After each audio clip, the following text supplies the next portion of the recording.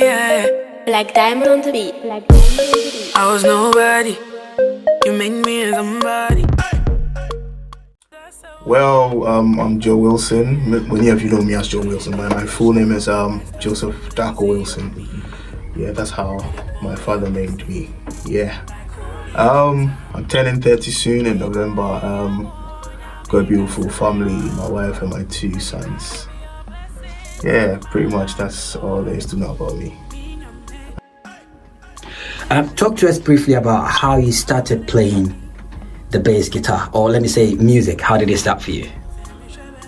Well, like the normal cliche musician, I started from church. For me, my dad is a pastor of the Apostolic Church, and so that's how I started building the love for music. Everywhere my dad was transferred to back in Ghana, we were like his core musicians, so that's how it started for me. Professionally, I can say I got into full-time music somewhere about 2009, 2010. Yeah, that's where like it really started for me. Yeah, but like everyone else, I started in church as well with my brothers. Yeah. So we know you to be a player of, say, several instruments. Why the decision to master in bass guitar?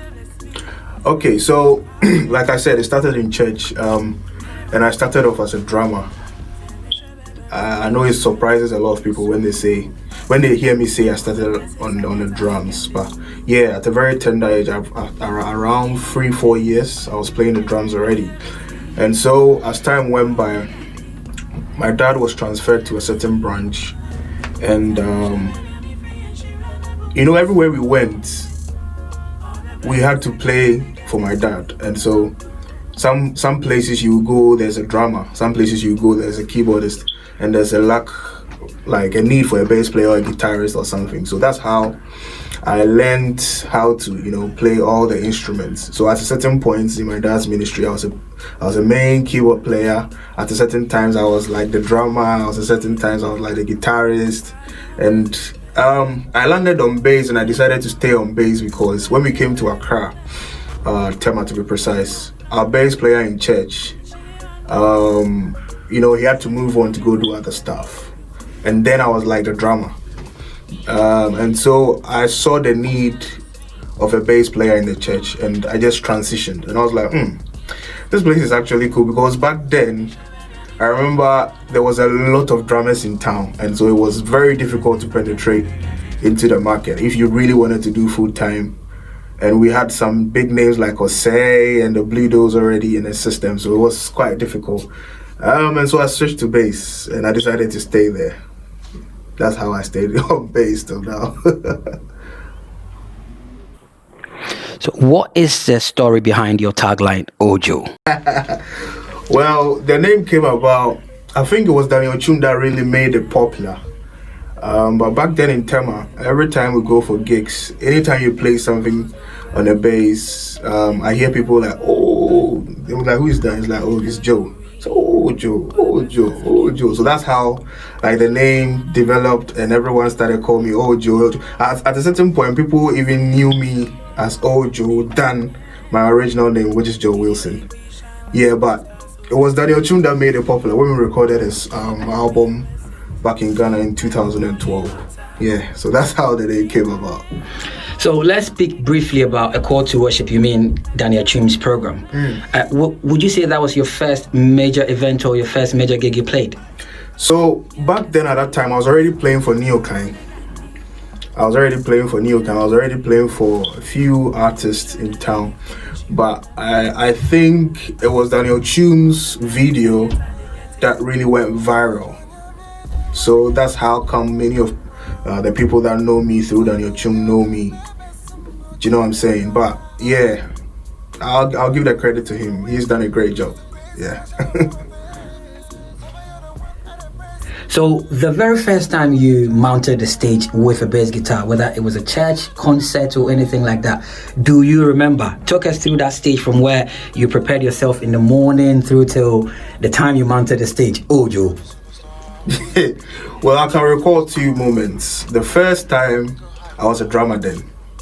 And funny enough, I was sharing the stage with Francis Osei, Kweku Osei, the drummer, the popular drummer in Ghana.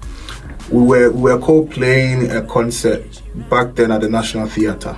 I was somewhere around 17, 18 then. Yeah, so that was the first moment.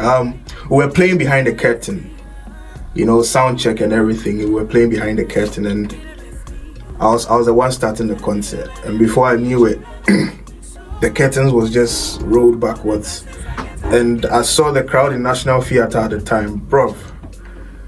I was shaking. I was just making mistake here and there because I had not played to like a big crowd like that before. That was the first time I was a drummer. And then the second time, funny enough, it was at the same National Theatre. I was playing for Neokind then. No, that was a conference center. I was playing with Neokind, one of his concerts at the conference center, and we had big names like Koda, NS Wooten, all the big names in Accra you can think of. They were all present. And here am I, a little guy who just started playing bass. I think I had just started playing professionally like a year. And so from morning till evening, I was just making sure I get the arrangements right. Trust me, I was nervous.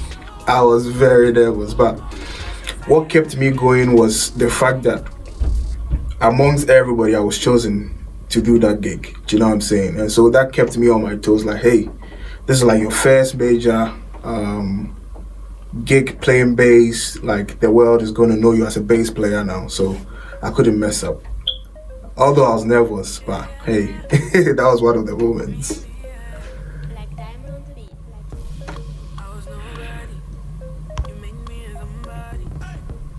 So what would you say has been your driving force from when you started through till now? Wow. Many a times when I get asked this question, there's a lot of things that comes to mind, but one of the things that has kept me, moving and keeping to this dream is purpose. Do you know what I'm saying? A lot of youth lack purpose, and so before you know it, you find yourself doing a lot of things, and so my purpose in this life, has been what has really driven me to do what I'm doing, because trust me, it's not easy doing music, especially when you're full-time and you've got family, and sometimes it's like off seasons and all that. So when you have purpose, when you find your purpose in doing what you love and what God has assigned you to do, it's easier and you don't struggle. And so that has been my driving force. Talking about that, has there ever been a time where you felt like, no, this is it, I can't do this? Have you ever felt like quitting what you do? There's been numerous times, countless times. I remember one time I actually stopped for a while, and for like 2 weeks I wasn't touching anything to do with my bass, my studio, or anything like that. Yeah, but like I said, purpose and my faith in God. Do you know what I'm saying? I don't see myself doing any other thing that will bring me joy apart from the financial aspect, that when you go and look for another job, you're going to get money and all that, but are you going to be happy? Do you understand? Our life in this world is very short, and so you cannot live just to pay bills once or when you yourself as a human being, you're not happy. Do you get what I'm saying? And God being so good, sticking to my purpose and having faith in God, trust me, God's been doing amazing stuff, and here we are. Having listened to you, there must be a lot of pressure coming with what you do. I know you get a lot of messages, you get a lot of calls in your DMs, people wanting to be like you, people wanting you to train them. How do you deal with such? Well, personally for me, it's difficult sometimes when people ask me to like mentor them or teach them. Let me not even use the word mentor, like teach them how to play bass and all that. It's quite difficult for me because I like to see progress. And so when I'm teaching you and I'm not seeing the progress, it's very difficult for me. Do you know what I'm saying? And so that's how come I started my YouTube channel and trying to do like a breakdown of songs I've played on Season 2 is coming out soon, and I'm gonna really go deeper and focus on you know, knowing your instrument. You get what I'm saying? As a bass player, and even as a musician, try and broaden, everything, and delve into some of the technicalities that goes into music production and all that. You know what I'm saying? So, yeah, that's how I've been dealing with some of the messages. I can mention a lot of DMs, like numbers of people that have messaged me just this morning. It's crazy. Sometimes somebody messaged me, I was like, we've not seen season 2 yet, what's happening? I was like, yeah, just finish, make sure you've learned everything that I posted for the season 1, and soon season 2 is going to come out. So yeah. Well, you seem to have played with a lot of ministers, a lot of gospel acts. Which one would you say personally stands out for you the most? Wow, it would be unfair to do that right now. Do you know what I'm saying? Yeah, but I think I can mention a few. One gospel musician or minister that has really left a mark in my life when it comes to the faith. Do you know what I'm saying? It's Minister Neokai, because that's like my basic foundation when it comes to ministry. I started playing for Nee back in 2010, between 2010 and 2011, and we had a very amazing time together, because he really taught me a lot of things, like a lot of deep fundamental things that most of our musicians these days lack. So my time with Neo Kain was very impactful. I can say for a fact that knowing Joe Metal as well has been very good. He's been a very big brother, a very good friend, and we've shared a lot of stages together. And his heart for God and his heart for the people around him has taught me a lot. He's not a selfish guy. He's a guy that goes all out to make sure that people around him are doing well. And I cannot finish the list and not mention people like MOG. MOG had me for his concert in Ghana just this year, the beginning of this year, and trust me, it was an amazing time. Amazing. He's been a big brother. MOG and I go way back. Like I don't know if some people saw some of the pictures we put up this week on social media. MOG and I used to be drummers, and then he switched into a lot of things. Like he started playing keyboard, started playing trumpet, even bass guitar and all that. But now he finds himself singing. And, he's been like that from when we're little. And one major influence has been the big music producer, engineer, artist manager, Kewa, highly spiritual. He's also been one of the people that has left a big mark in my life, because I know people criticize him a lot when it comes to doing gospel and also doing secular music. But like I said, finding your purpose makes you happy and makes your assignment easier for you to do. And so no matter the criticism, he's doing what I feel like God has assigned him to do. And so yeah, big ups to KO as well. All right, so there's this widespread argument about the church in general not taking care of their musicians, and for that matter, they sort of end up playing secular music, if that's what we want to call it. Personally, what do you think about this? Well, even in a corporate world, if you are in a job or you're in a place where you're not being taken care of properly, once you find a better option somewhere else, you're going to go. What we forget is that the devil was once a musician, and so when he sees you play in church, he's already fighting you. You're already fighting him, like, automatically. Do you get what I'm saying? And so somebody that has devoted himself that, I'm going to do full time, but I want to stay in church. Do you know what I'm saying?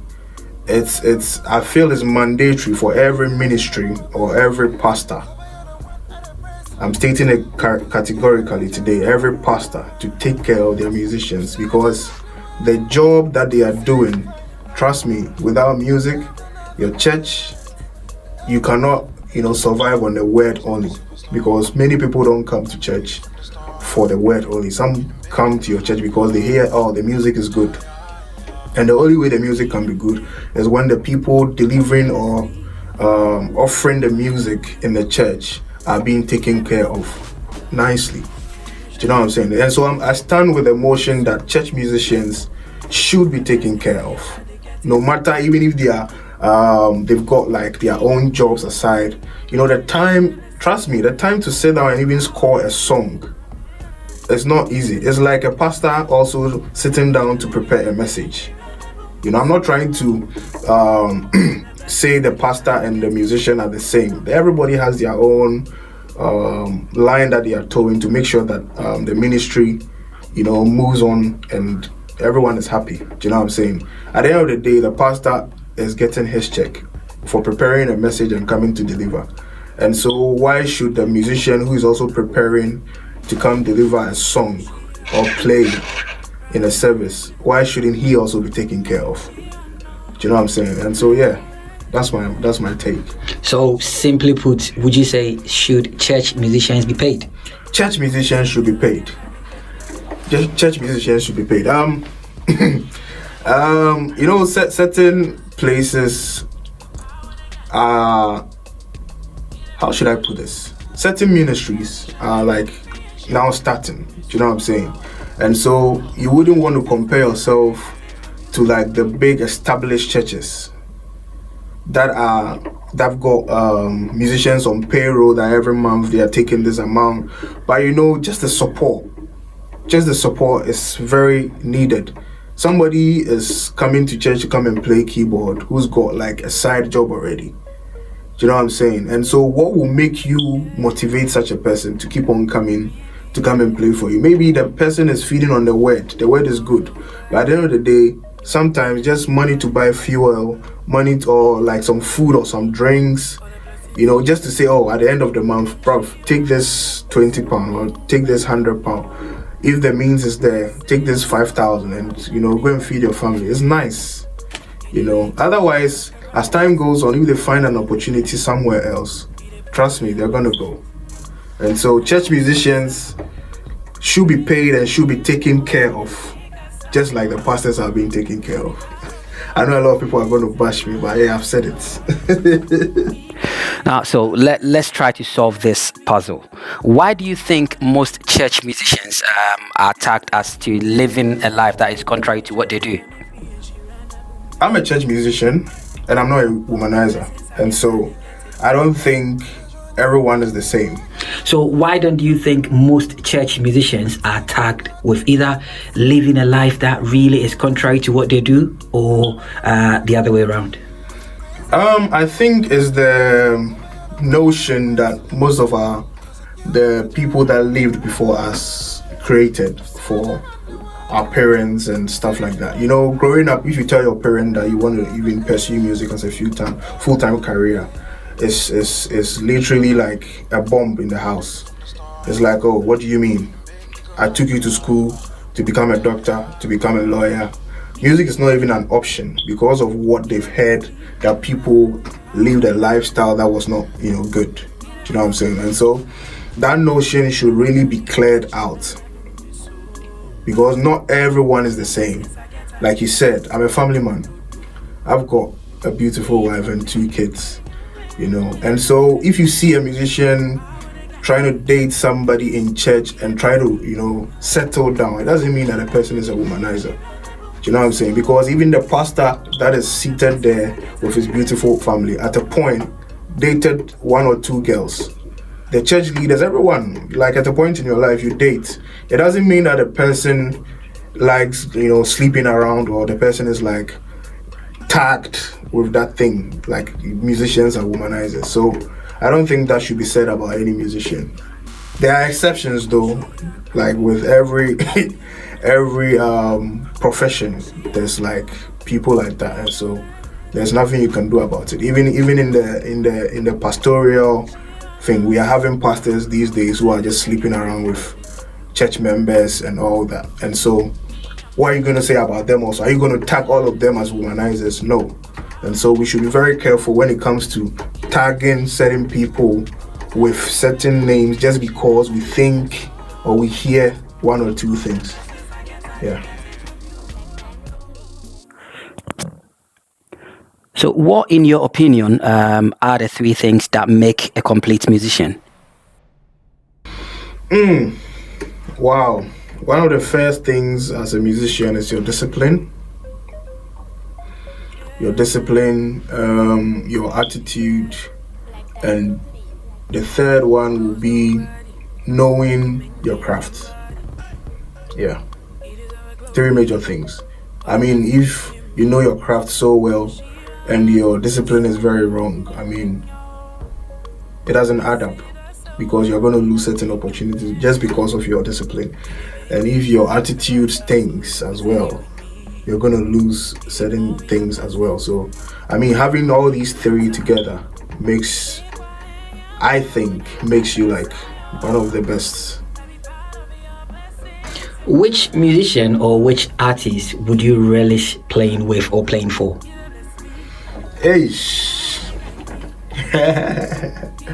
Well, I've always been a fan of Fred Hammond, Marvin Sapp, and so it will be a great joy to share the stage with them in the coming future.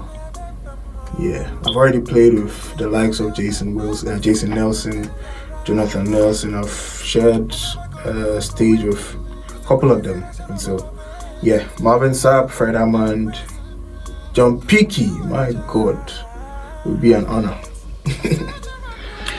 Right, having said that, can you be bold enough to give us your 5 musicians, or let me say 5 top bass players, excluding yourself?